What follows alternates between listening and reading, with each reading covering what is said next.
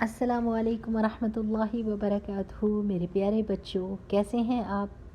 کتنا مزہ آ رہا ہے ہمیں اپنے پیارے نبی صلی اللہ علیہ وسلم کی سیرہ پڑھ کے۔ مجھے تو بہت ہی مزہ آ رہا ہے آپ کو سنانے میں۔ مجھے امید ہے کہ آپ کو سن کر بھی مزہ آ رہا ہوگا۔ چلیں سب سے پہلے دعا پڑھتے ہیں اور اس کے بعد ہم اپنی بات شروع کریں گے۔ سبحان اللہ و بحمدہ عدد خلقہ و رضا نفسی و زنۃ عرشہ و مداد کلماتہ۔ اللہم صلی علی محمد وعلی آل محمد۔ رب اشرح لی صدری ویسر لی امری واحلل عقدۃ من لسانی یفقہوا قولی۔ ربنا زدنا علما، آمین۔ پچھلی دفعہ پیارے بچوں میں نے آپ کو بتایا تھا کہ ابرہہ جس سال میں آیا اور اس نے خانہ کعبہ پر حملہ کرنے کی کوشش کی، اس سال کو عام الفیل کہتے ہیں، کیونکہ وہ اپنے ساتھ ہاتھی لے کر آیا تھا، اور فیل ہاتھی کو کہتے ہیں۔ تو ہاتھی والا سال مشہور ہو گیا، جس کی وجہ سے رسول اللہ صلی اللہ علیہ وسلم کی پیدائش کا سال یاد رہا لوگوں کو۔ اور یہ 571 عیسوی تھی، اور یہ پیر کا دن تھا، منڈے کا دن۔ ٹھیک؟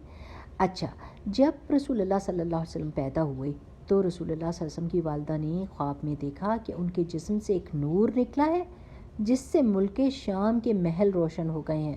پیارے بچوں، خوابوں کی تعبیر بھی بہت زبردست ہوتی ہے۔ یہ خواب بہت ہی مبارک تھا، اور اس کا مطلب تھا کہ جو بچہ پیدا ہونے جا رہا ہے اس کی طرف سے ہدایت ملے گی، اور یہ ہدایت دور دور تک پھیل جائے گی۔ پیارے بچوں، اچھے خواب اپنی امی کو سنانے چاہیے اور ان کی تعبیر بھی لینی چاہیے۔ الحمدللہ۔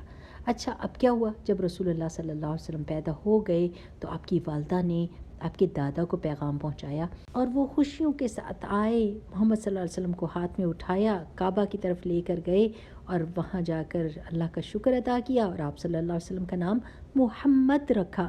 محمد کا مطلب ہے جس کی تعریف کی جائے۔ یہ نام اس وقت کوئی مشہور نہیں تھا۔ لوگوں نے جب پوچھا تو ان کے دادا نے کہا کہ انشاءاللہ یہ بچہ ایسا ہوگا جس کی سب لوگ تعریف کریں گے۔ میرے پیارے بچوں، اچھے نام رکھنا بہت ضروری ہے، کیونکہ ناموں کا اثر بھی انسان کی زندگی پر ہوتا ہے۔ پیارے بچوں، عربوں میں ایک رواج تھا، ان کے جو امیر گھرانے ہوا کرتے تھے، وہ جیسے ہی بچہ پیدا ہوتا تھا اس کو شہر سے دور کچھ ایسے خاص قبیلے تھے جن کی عورتیں بچوں کو پالتی تھیں اور دایا کا کام کرتی تھیں، وہ ان کے حوالے کر دیا کرتے تھے، تاکہ بچے شہروں کی گرد والی آب و ہوا سے دور چلے جائیں، اور ایک تو یہ کہ وہ صاف آب و ہوا میں چلے جائیں، اور دوسرا یہ کہ وہ اچھی اور سٹرونگ زبان سیکھیں، اور ان کی زبان سلینگ نہ بن جائے۔ ویسی جیسے شہروں کی زبان ہوتی ہے نا، ساری زبانوں کا مکسچر ہو جاتی ہے اور اصل زبان غائب ہو جاتی ہے، تو ویسی زبان نہیں ان کو چاہیے ہوتی تھی۔ وہ چاہتے تھے کہ ان کے بچے اچھی زبان بھی سیکھیں اور صحت مند بھی رہیں اور شہروں سے ذرا دور رہیں۔ بنو سعد ایسا قبیلہ تھا جس کی عورتیں بچوں کو لے کر آیا کرتی تھی اپنے قبیلے میں اور سنبھالا کرتی تھیں۔ انہی میں حضرت حلیمہ سعدیہ رضی اللہ تعالیٰ عنہا بھی تھیں۔ جب یہ ساری بنو سعد کی عورتیں نکلیں تو حضرت حلیمہ سعدیہ بھی نکلیں، اور ان کا جو خچر تھا، جو گدھا تھا، وہ تو چل ہی نہیں رہا تھا، اور وہ بہت ہی کمزور تھا، اور ساری عورتیں تنگ ہو رہی تھیں کہ حلیمہ تمہارا خچر نہیں چلتا تو ہماری بھی سپیڈ سلو ہو جاتی ہے۔ لہٰذا وہ تو جلدی مکہ پہنچ گئیں اور انہوں نے سارے امیروں کے بچے لے لیے، لیکن جب حلیمہ سعدیہ رضی اللہ تعالیٰ عنہا مکہ پہنچیں تو ان کے لیے صرف ایک ہی بچہ بچ گیا تھا جس کو کسی نے نہیں لیا تھا، اور وہ تھے محمد صلی اللہ علیہ وسلم، کیونکہ محمد صلی اللہ علیہ وسلم کے والد فوت ہو چکے تھے، اور ان عورتوں کو پتہ تھا کہ کوئی ہمیں زیادہ پیسے نہیں دے سکتا، یہ بچہ یتیم ہے۔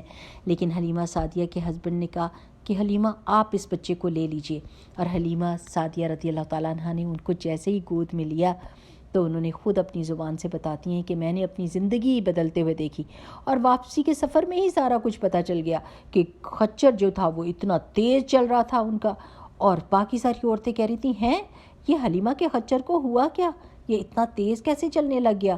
اور جب حضرت حلیمہ اپنے گھر پہنچیں تو ان کی بکریوں نے زیادہ دودھ دینا شروع کر دیا، حالانکہ ان کے لیے کھانے کی کوئی ایسی چیز نہیں تھی۔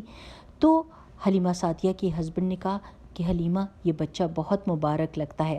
میرے پیارے بچوں، جو لوگ نیکی کرتے ہیں اور پیسے کے اوپر زیادہ نظر نہیں رکھتے اور نیکی پر نظر رکھتے ہیں، ان کے لیے اللہ سبحانہ وتعالیٰ غیب سے بندوبست کرتا ہے۔ حضرت حلیمہ نے ایک یتیم بچے کو لیا تھا، لیکن اللہ سبحانہ وتعالیٰ نے ان کی اس نیکی کو قبول کیا اور ان کے لیے آسانیاں پیدا کر دیں۔ تو میرے پیارے بچوں، ہم نے اپنے پیارے نبی صلی اللہ علیہ وسلم کی سیرت کو پڑھتے وقت یہ ضرور غور کرنا ہے کہ ہم کیا سبق سیکھتے ہیں۔ ٹھیک، اگلی دفعہ تک کے لیے السلام علیکم ورحمۃ اللہ وبرکاتہ۔ سبحانک اللہم و بحمدک، نشہد ان لا الہ الا انت، نستغفرک و نتوب الیک۔